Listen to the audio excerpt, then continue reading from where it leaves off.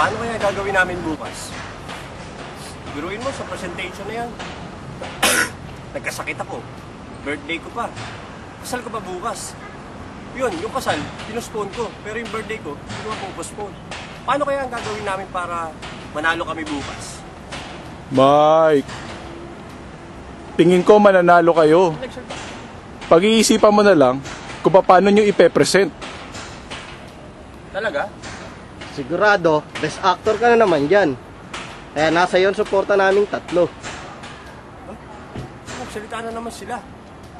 Sige, makakaasa kayo. Kayong 3. Gagalingan namin bukas. At sigurado, magiging best actor ako at mananalo ang team namin. Mike, galingan mo ha. Ito ang pagsasanay natin para sa finals bukas. 1 million! Pinagandaan namin mabuti to ang performance namin bukas. Bakit 10 lang yan? Eh kung mapinat ako, mahirap na. Ayaw ng mga chicks ko ng malaki katawan. Boss, maraming salamat po sa kayo mo dahil po doon. Makapasok po kami sa finals. Sana po, ngayon po, gabayan niyo po kami para manalo kami. Sige lang, Mike. Pagpatuloy mo lang. Alam ko magagaling kayo. At Chuck, maganda ang project nyo. Natitiyak ko makakatulong ito sa kumpanya. Ano po? Sige po, makakaasa po kayo. Pagbubutihan po namin. Maraming salamat po ulit, boss. Kayo po talaga ang number 1. Mike? Mike? Pero si Mike ba nakita? Si Mike. Ah, yun! Mike? Thank you for calling the record. Mike, nandito ka pala. Pre, happy birthday. Ay, naalala mo? Oo, gulo nga ako, nandito ka pala eh. Oo. Eh, diba tatanong mo yung kasal ko? Yung kasal mo, kamusta? Ayun, yung kasal ko, yung pinamove ko na yun dahil alam mo naman, importante talaga sa akin yung weight, lalo na pag naganyan ka pa.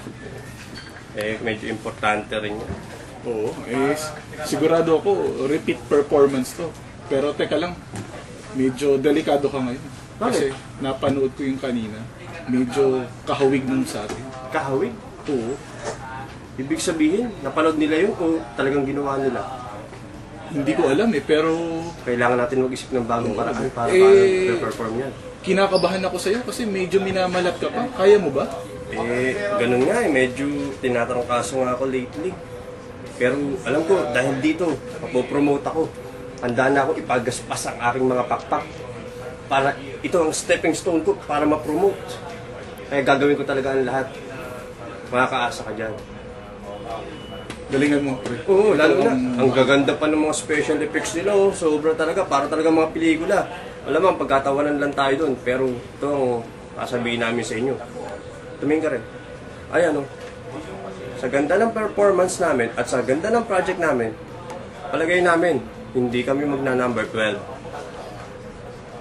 Papa, ikaw talaga ang number 1. Siguradong tatay ganito ang Twilight. In behalf of Tropang Pogi, ikaw talaga ang number 1. Happy birthday!